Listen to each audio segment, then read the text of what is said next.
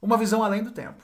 É isso que nós vamos encontrar ao fazer a leitura dos livros das crônicas.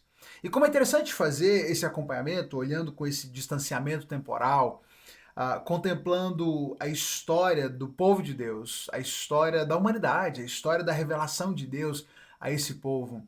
Como é interessante sermos relembrados de que o Senhor próprio, ele contempla a nossa história sim, à distância. Ele não é afetado pelo tempo como nós somos, mas na verdade é que ele contempla a história vendo todos esses eventos que para nós parecem coisas tão grandiosas, intransponíveis, eventos tão importantes.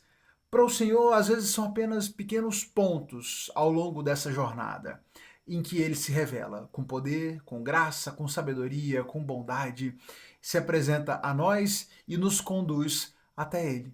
Hoje nós iniciamos a leitura do primeiro livro das Crônicas. Nós temos. Esses livros, na verdade, são uma sequência. Né? Nós temos o primeiro e o segundo livro das Crônicas.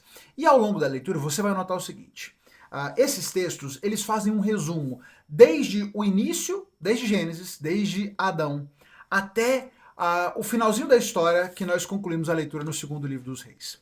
Os livros das Crônicas, o primeiro e o segundo livro das Crônicas, eles foram provavelmente compostos, escritos nesse período pós-exílio.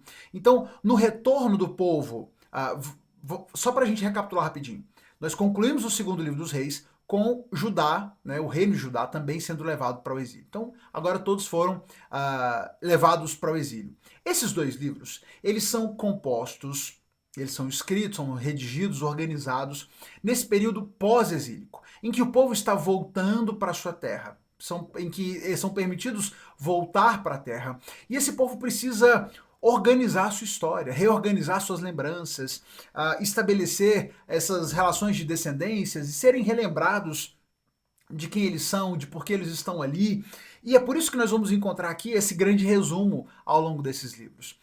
O primeiro livro das Crônicas começa lá no início, no primeiro versículo, em Adão, lá no início, na criação.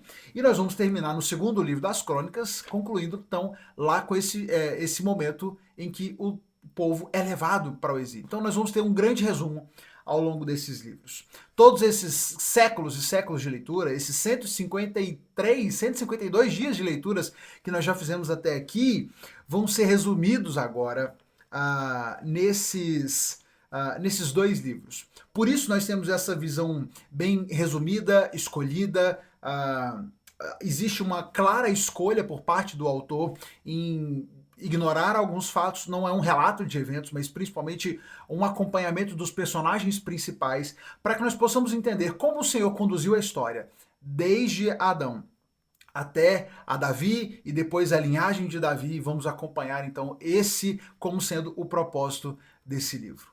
O livro das Crônicas vai nos relembrar disso, de que servimos a um Senhor que tem uma visão muito além do tempo.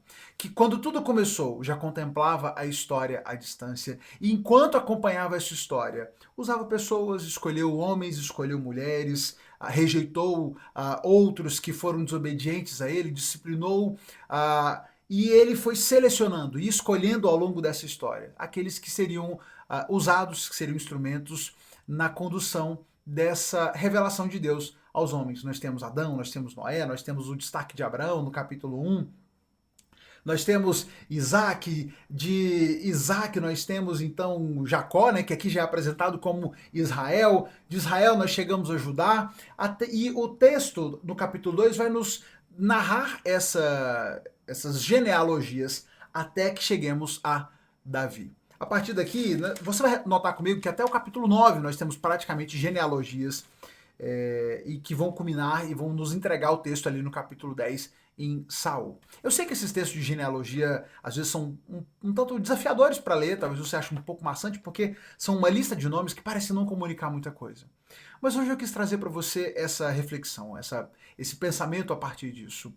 Note como aqui nós estamos passando por séculos e séculos de história, por centenas de famílias, de homens, de mulheres, por milhares, milhões de pessoas que passaram nessa terra.